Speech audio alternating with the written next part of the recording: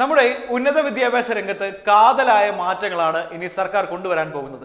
കഴിഞ്ഞ ദിവസം മുഖ്യമന്ത്രി വിദ്യാർത്ഥികളുമായി സംവദിക്കുന്ന മുഖാമുഖം പരിപാടിയിലാണ് ഈ മാറ്റങ്ങൾ എന്തൊക്കെയാണ് വരാൻ പോകുന്നത്, അതെങ്ങനെയാണ് വിദ്യാർത്ഥികൾക്ക് ഗുണകരമാകുന്നത് എന്നതിനെ പറ്റി മുഖ്യമന്ത്രി പറഞ്ഞിട്ടുണ്ടായിരുന്നു. പക്ഷേ അതേപറ്റി ഇവിടുത്തെ മാധ്യമങ്ങൾ ഒരു വാർത്ത പോലും കൊടുത്തില്ല എന്നുള്ളതാണ് വസ്തുത. സാധാരണ ഈ ഉന്നത വിദ്യാഭ്യാസ വകുപ്പുമായി ബന്ധപ്പെട്ട വാർത്തകൾ, ആ ഒരു വിവാദങ്ങളൊക്കെ തന്നെ വാർത്തകളാക്കാൻ വലിയ ആവേശമാണ് ഇവിടുത്തെ മാധ്യമങ്ങൾക്ക്. പക്ഷേ അവിടെ നടക്കുന്ന നല്ല കാര്യങ്ങളെ പറ്റി അവർ പറയുന്നില്ല എന്നുള്ളതാണ് വസ്തുത.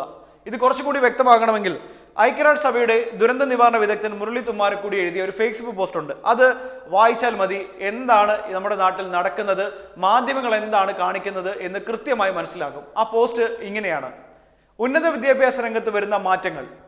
ഇന്നലെ ഫെബ്രുവരി 12, 2024 കോഴിക്കോട് മലബാർ ക്രിസ്ത്യൻ കോളേജിൽ വെച്ച് കേരള മുഖ്യമന്ത്രി വിദ്യാർത്ഥികളുമായി സംവദിച്ചിരുന്നു.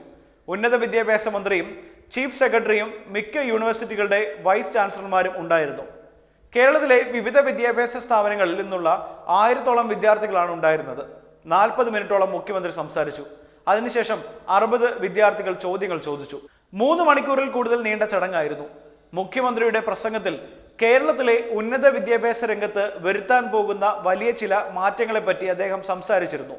നമ്മുടെ മാധ്യമങ്ങൾ ഒന്നും അത് റിപ്പോർട്ട് ചെയ്തതായി കണ്ടില്ല.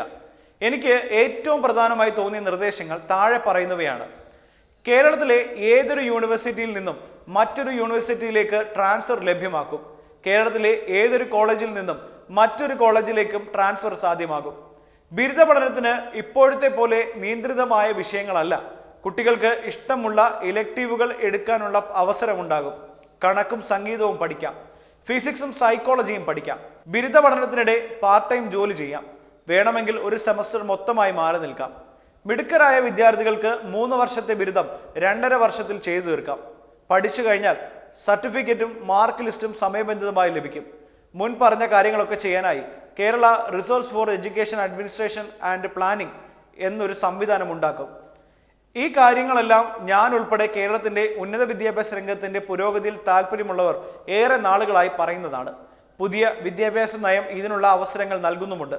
കേരളത്തിലുള്ള സംസ്ഥാന സർവകലാശാലകൾ തമ്മിൽ മാത്രമല്ല, കേന്ദ്ര യൂണിവേഴ്സിറ്റികൾ, IIT, IIM, ഗവേഷണ സ്ഥാപനങ്ങൾ, മറ്റു സ്ഥാപനങ്ങളൊക്കെ ഇതിൻ്റെ പരിധിയിൽ കൊണ്ടുവന്നാൽ തീർച്ചയായും കേരളത്തിലെ ഉന്നത വിദ്യാഭ്യാസ രംഗത്ത് കുതിച്ചുചാട്ടവും ഗുണകരമായ മാറ്റങ്ങളും ഉണ്ടാകും.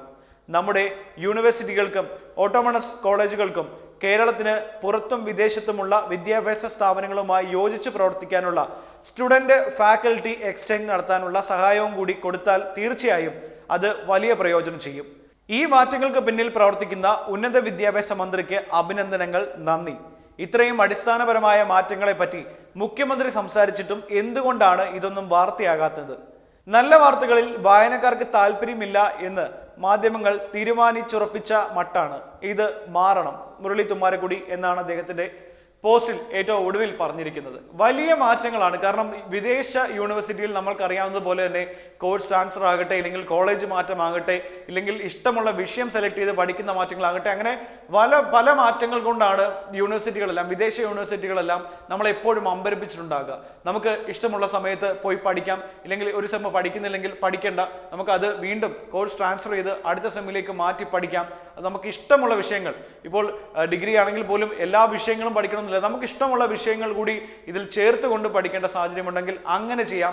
അല്ലെങ്കിൽ എന്തെങ്കിലും ഇപ്പോൾ പാർട്ട് ടൈം ജോലി വേണമെങ്കിൽ അത് ചെയ്യാം. ഇല്ലെങ്കിൽ എന്തെങ്കിലും തൊഴിലധിഷ്ഠിത കോഴ്സ് കൂടി ഇതിനൊപ്പം ചേർത്ത് പഠിക്കണമെങ്കിൽ അങ്ങനെ പഠിക്കാം.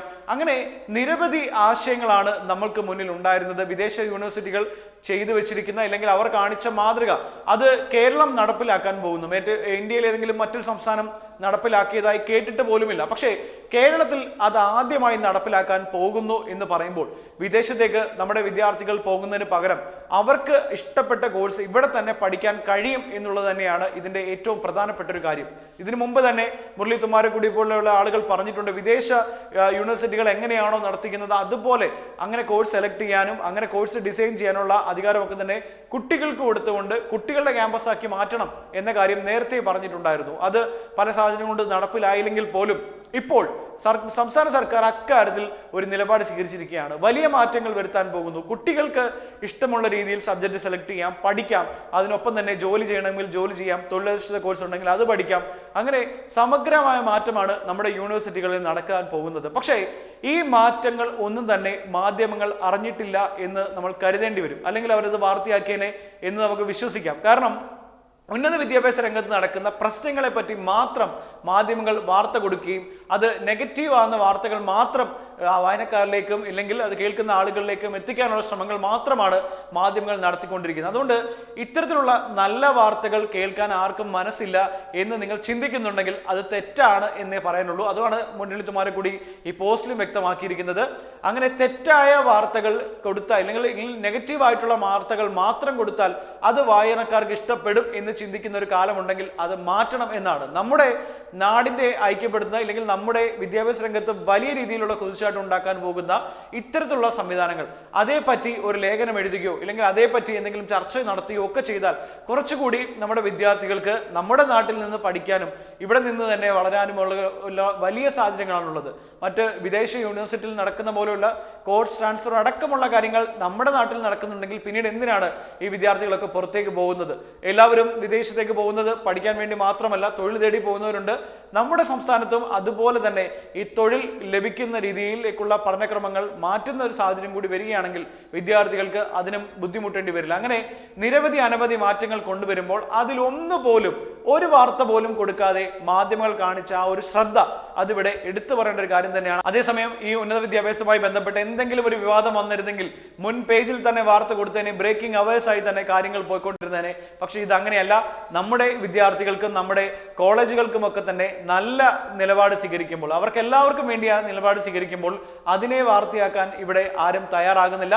പകരം അതേ സമയത്ത് തന്നെ വിദേശത്തേക്ക് പഠനത്തിന് പോകാൻ വേണ്ടിയിട്ടുള്ള പരസ്യം എല്ലായിടത്തും പ്രദർശിപ്പിച്ചിട്ടുമുണ്ട് എന്നുകൂടി പറയണം. എന്തായാലും നമ്മുടെ നാടിന്, നമ്മുടെ കോളേജുകൾക്ക് ഉപകാരപ്പെടുന്ന ഈ ഒരു നിലപാടുകൾ, സർക്കാർ എടുത്ത ഈ ഒരു നിലപാട് അത് അംഗീകരിക്കുന്നു എന്നാണ് മുരളി തുമ്മാരിക്കുടിയെ പോലുള്ള ലോകം കണ്ട ആളുകൾ തന്നെ പറയുന്നത്. എന്നിട്ട് പോലും നമ്മുടെ മാധ്യമങ്ങൾ ഇതൊന്നും കണ്ടിട്ടില്ല എന്നുള്ളതാണ് വസ്തുത.